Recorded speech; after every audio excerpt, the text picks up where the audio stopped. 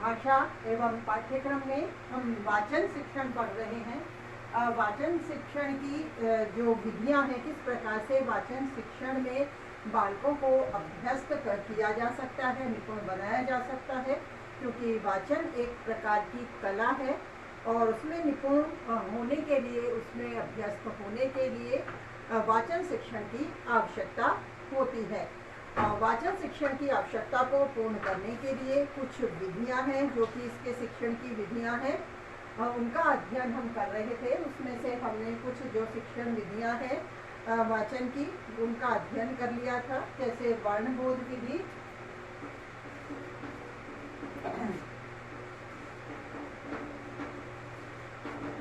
वर्णबोध विधि, ध्वनि साम्य विधि,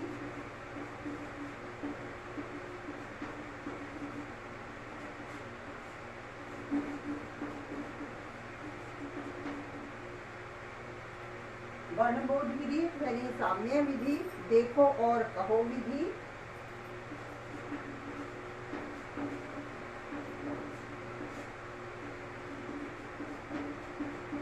और कहो विधि,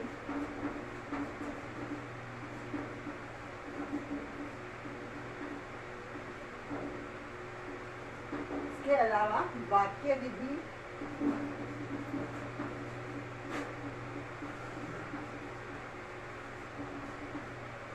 देखो और कहो विधि, वाक्य विधि, कहानी विधि,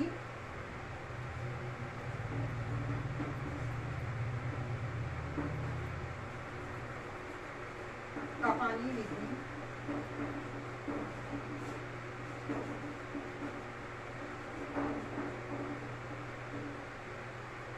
इनका अध्ययन हमने कर लिया था। इससे आगे अब हम पढ़ रहे हैं अनुकरण विधि।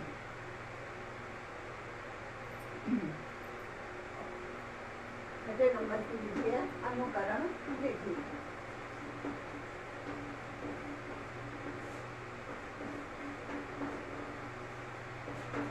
सभी विधियां एक साथ लिख दी है मैंने, एक साथ हो जाएंगी, इसीलिए एक बार फिर से मैंने इनका वर्णन कर दिया है ना। इन विधियों का अध्ययन हमने कर लिया है। अब हम अनुकरण विधि को पढ़ रहे हैं। जैसे कि वाचन जो कि बोलने की कला है, वक्तृत्व कला है, तो वाचन का अभ्यास अनुकरण के माध्यम से भली भांति किया जा सकता है।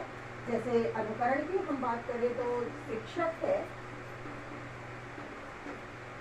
वह ध्वनि, शब्द या कोई भी वर्ण, वाक्य, इनका उच्चारण करता है और छात्र क्या करेंगे, अनुकरण के द्वारा इन समस्त ध्वनि, शब्दों और वाक्यों का अनुकरण के द्वारा वाचन करेंगे, यानी बोलेंगे। और जिस तरह से शिक्षक उनका उच्चारण करता है, छात्र भी वैसे ही उनका उच्चारण करते हैं। और धीरे धीरे जैसे शिक्षक के द्वारा उन्हें शुद्ध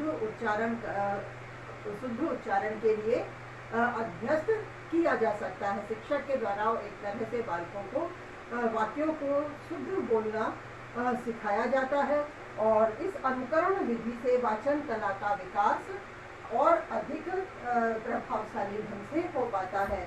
जैसे कि हिंदी भाषा की बात करें, हालांकि हिंदी में, संस्कृत में या भी जो भी लैंग्वेज बालकों को सिखाई जा रही है, सभी में शिक्षक के अनुकरण के द्वारा ही बालक सीखते हैं। क्योंकि पहले शिक्षक किसी भी वाक्य का, किसी भी शब्द का जो कि बालकों को सिखाया जाना है, उसका वाचन स्वयं करते हैं और बालक उसका अनुकरण करके अनुकरण वाचन के रूप में स्वयं बोलते हैं। और धीरे धीरे अभ्यास से वह उन्हें बोलने में अभ्यस्त हो जाते हैं और वाचन कला में निपुण हो जाते हैं।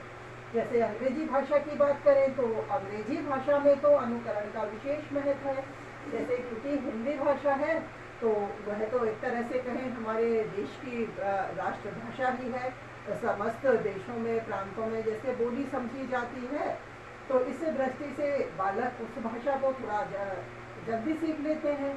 लेकिन जो भाषा कम उपयोग में आती है उसे सीखने में समय लगता है, तो उसके उच्चारण पर भी बालकों को ध्यान अधिक देना होता है। तो वो शिक्षक किस तरह से, क्योंकि उसका उपयोग वो वहीं सीख रहे हैं, तो इस दृष्टि से शिक्षक द्वारा किस तरह से उस भाषा का उच्चारण किया जा रहा है, यानी उस भाषा से संबंधित जो भी वर्ण है, उसकी ध्वनि है या शब्द हैं, वाक्य हैं, किस तरह से उनका उच्चारण किया जा रहा है, उनका ठीक अनुकरण करके बालक उस भाषा के ध्वनि, वर्ण, शब्द या वाक्यों को बोलना सीखते हैं।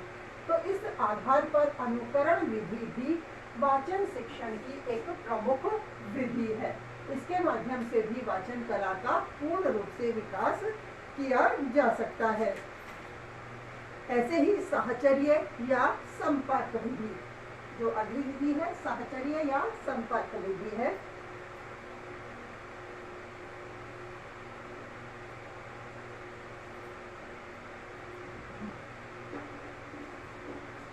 साहचर्य या संपर्क विधि।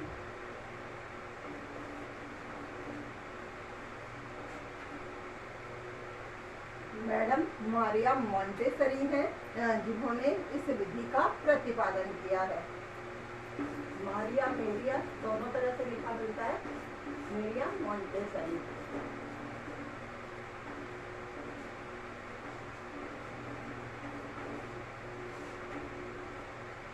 मेरिया मॉन्टेसरी इस विधि के प्रतिपादक हैं।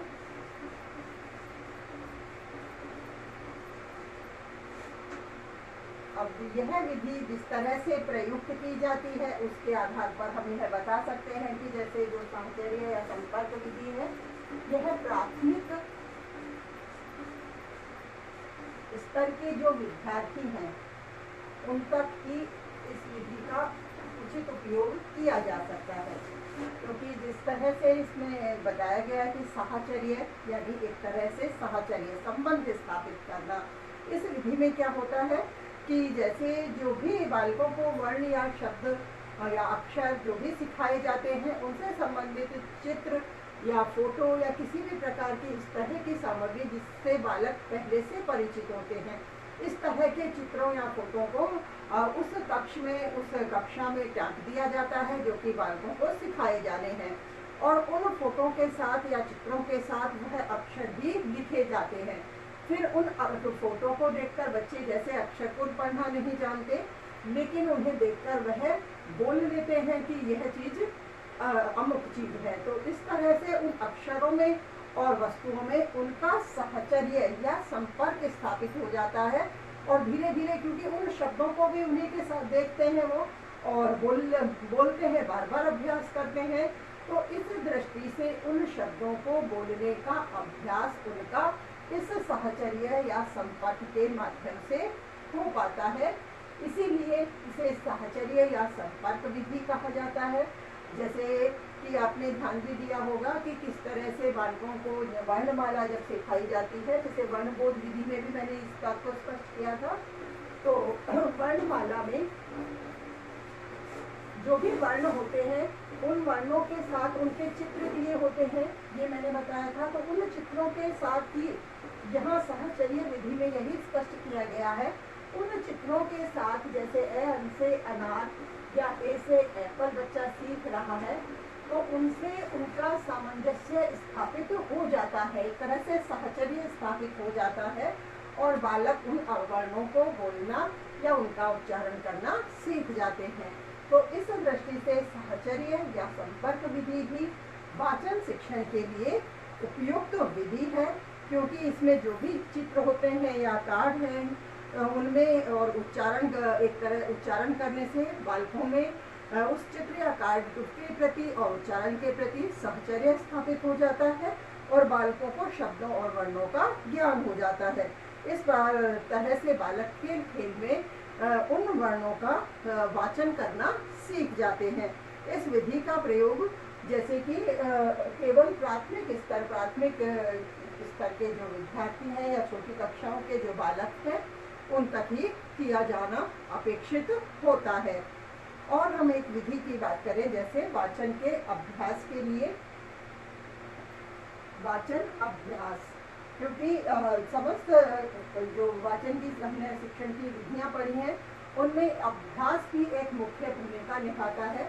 क्योंकि जो भी वाचन कला है, वक्तृत्व कला जो बोलने की कला है, जितना अभ्यास किया जाएगा वह उसमें उतनी ही निपुणता आ पाएगी। तो इसीलिए 8वीं विधि के रूप में वाचन अभ्यास को रखा गया है।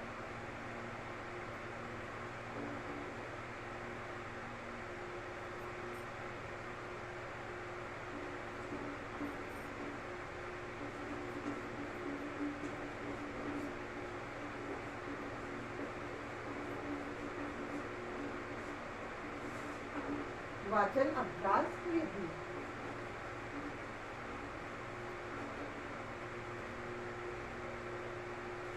वाचन अभ्यास में बालकों को वर्णों और मात्राओं का उचित ज्ञान होने पर उन्हें सस्वर वाचन के लिए प्रेरित किया जाता है। सस्वर वाचन द्वारा अभ्यास करवाया जाता है और इसी से बालक हैं, छात्र हैं, वो शिक्षक के आदर्श वाचन को सुनकर उनका सही रूप से अनुकरण करके अनुकरण वाचन करना सीख जाते हैं। तो यहाँ सस्वर वाचन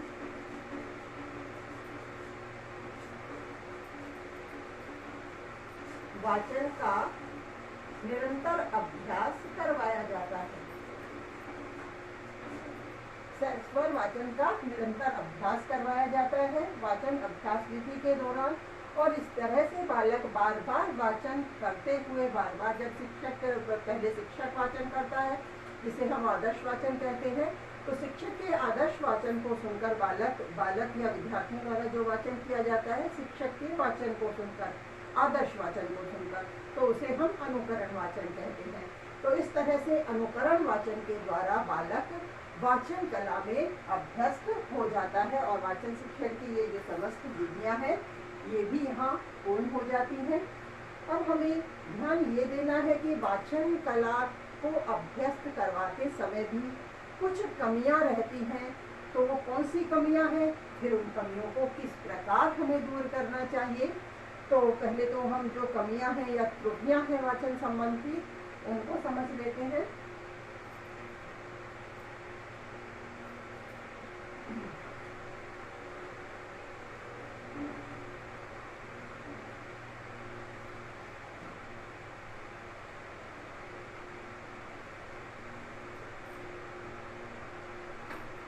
वाचन शिक्षण संबंधी जो भी कमियां हैं, त्रुटियां हैं,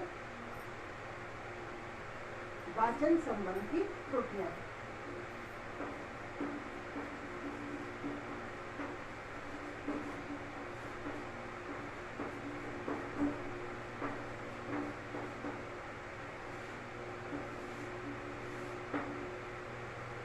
जैसे सबसे पहले बात करें कि जैसे बालक वाचन करना सीखता है तो शुद्ध रूप से नहीं सीख पाता, तो कहीं ना कहीं अशुद्ध रूप से उच्चारित करता है, या ठीक प्रकार से वाचन उसे आता नहीं है तो कहीं धीरे धीरे अटक कर पढ़ता है।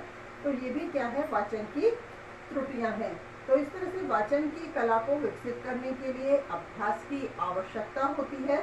तो इन वाचन की त्रुटियों को पहचानकर इन्हें दूर किया जाना अपेक्षित होता है। जैसे सबसे पहले हम लेते हैं अशुद्ध उच्चारण करना।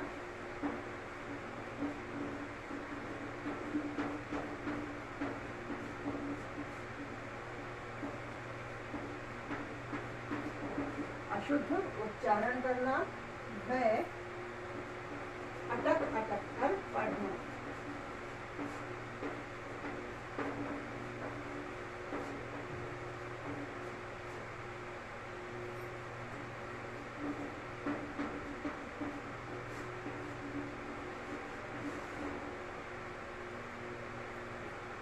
वाचन में अनुचित गति का होना, कि जैसे एक गति, एक प्रवाह होता है वाचन कला में। जैसे हमने वाचन के जो सामान्य नियम लिखे थे उस समय हमने इन बातों को भी लिखा था कि वाचन किस प्रकार से किया जाना चाहिए, किस प्रकार से उचित गति का निर्वाह भी उसमें होना चाहिए।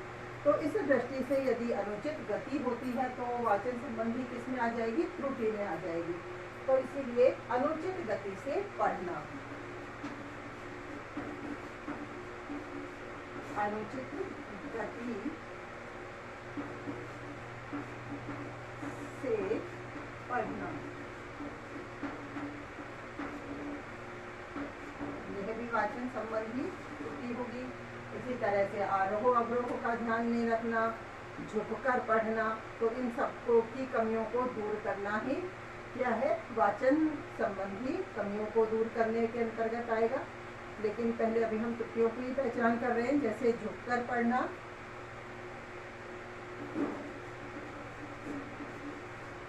झुककर पढ़ना,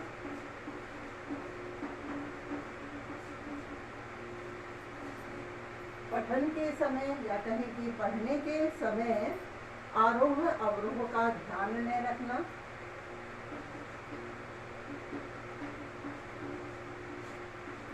पढ़ने के समय आरोह अवरोह का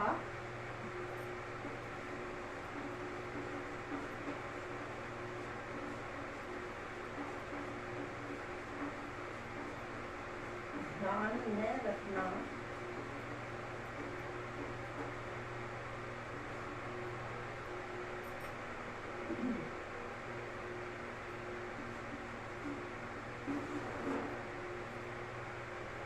और बिना अर्थ की ही, जैसे बिना अर्थ समझे कहते हैं ना कि जैसे सामान्य नियमों में हमने लिखा था कि वाचन एक तरह से बोलने को ही कहा जाता है, लेकिन पूर्ण रूप से वाचन का अर्थ हम किससे लेते हैं, कोई भी लिखित सामग्री है उसे अर्थ ग्रहण करते हुए वाचन करना, यानी अर्थ समझकर पढ़ना।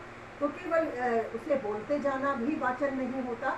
तो इस दृष्टि से इस त्रुटि की भी पहचान करनी होती है कि बालक उसका जो भी लिखित सामग्री का वाचन कर रहा है वह एक तरह से उसने अर्थ उसका समझ लिया है, या अर्थ ग्रहण करके पढ़ रहा है, या बिना अर्थ समझे ही पढ़ रहा है। तो इस तरह से बिना अर्थ समझे पढ़ना क्या है, त्रुटि के अंतर्गत आएगा। बिना अर्थ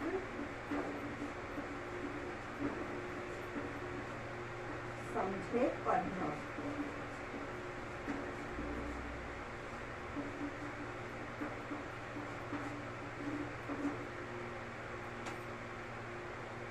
तो वाचन संबंधी ये समस्त त्रुटियां हैं जिनमें बिना अर्थ समझे बालक पढ़ता है, अशुद्ध रूप से उच्चारित करता है, या अटक अटक के पढ़ता है, अनुचित गति का रहती है, उसमें गति का भी ठीक ध्यान नहीं रखता, या कहीं अधिक वह झुककर पढ़ रहा है। पढ़ने के समय जो आरोह अवरोह है, यानी जो लिखित सामग्री है उसमें किस तरह के आरोह अवरोह का ध्यान रखा जाना है, उसका यदि ध्यान नहीं रखा गया है तो वह भी त्रुटि के अंतर्गत आएगा। और यदि अर्थ को नहीं समझा है तो वह अर्थ भी त्रुटि के अर्थ न समझकर पढ़ा जाना भी त्रुटि के अंतर्गत ही आएगा। अब इन त्रुटियों के कुछ कारण भी होते हैं, जैसे कि मानो बालक अशुद्ध उच्चारण कर रहा है तो क्यों कर रहा है, वह अशुद्धियाँ कर रहा है तो उसका क्या कारण हो सकता है। इन कारणों की पहचान भी आवश्यक होती है। जैसे किसी बालक में दृष्टि दोष हो सकता है, या वाणी दोष हो सकता है, या सही बालक होने के बाद भी वह शुद्ध रूप से उच्चारण कर रहा है, तो हो सकता है बालक लापरवाह है, असावधानी कर रहा है, लापरवाही बरत रहा है, तो ये भी क्या है, अशुद्धियों के कारण है।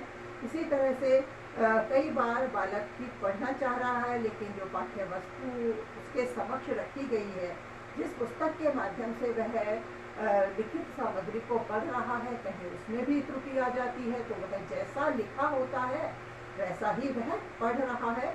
तो ऐसे समय में उन्हें अपेक्षित जैसे जो भी सही उच्चारण है उसका ज्ञान भी करवाया जाना आवश्यक होता है। तो पठन सामग्री में जो छपाई में त्रुटियां होती हैं वो भी अशुद्धियों का कारण हो जाती हैं। अब कई बार बालकों से जैसे शिक्षक का व्यवहार किस प्रकार का है, तो इस तरह से शिक्षक का व्यवहार भी बालक के वाचन को प्रभावित करता है। यदि शिक्षक का कठोर व्यवहार है तो एक डर के कारण, जैसे मान लो बालक शुद्ध बोलना चाहता है, शुद्ध उच्चारण करना उसे आता है, तो हड़बड़ाहट में डर के कारण भी कई बार उससे अशुद्ध उच्चरित वर्ण हो जाते हैं। तो इस दृष्टि से इस कारण का भी ध्यान रखा जाता है। पाठ्य सामग्री भी कई बार सरल न होकर कठिन होती है, या छात्र उसमें रुचि नहीं ले पाते, उनके लिए अरुचिकर होती है। इस दृष्टि से भी छात्र पूरे ध्यान से उस पाठ्य सामग्री को न पढ़कर एक अनमने मन से कहें या बिना रुचि से वो जब पढ़ेंगे तो कहीं ना कहीं उसमें भी उच्चारण में अशुद्धता आ ही जाती है। तो इस दृष्टि से अशुद्धि के कारणों में पाठ्य सामग्री के प्रति छात्रों की अरुचि होना या कठिन होना भी रखा जा सकता है। अब कक्षा का वातावरण किस प्रकार है? मानो कक्षा का वातावरण यदि तनावपूर्ण है तो तनावपूर्ण वातावरण में भी बालक के द्वारा उच्चारण अशुद्ध हो सकता है। तो तनावपूर्ण वातावरण भी अशुद्धि का वाचन की अशुद्धि का कारण बन जाता है। इसी तरह शिक्षक के द्वारा जैसे बालक कभी जब वाचन कर रहा है तो वाचन के दौरान शिक्षक बालक को बार बार मार्गदर्शन करे उसका, कि जैसे कहीं उसके द्वारा यदि कोई अशुद्ध उच्चारण किया गया है तो अशुद्ध उच्चारण को टोककर उसे शुद्ध उच्चारण करने के लिए प्रेरित करे, बार बार उसे शुद्ध उच्चारण करने के लिए बताया जाए और उसे बोलकर लिखवाया भी जाए। इस तरह से वह शुद्ध उच्चारण करने में बालक समर्थ हो सकेंगे। तो कई बार अशुद्धियों के कारण में शिक्षक द्वारा सही मार्गदर्शन का अभाव भी हो जाता है। तो इस तरह की ये अशुद्धियों के वाचन संबंधी कारण हैं और इन कारणों को या दोषों को दूर करने के उपायों का भी हम अध्ययन करेंगे।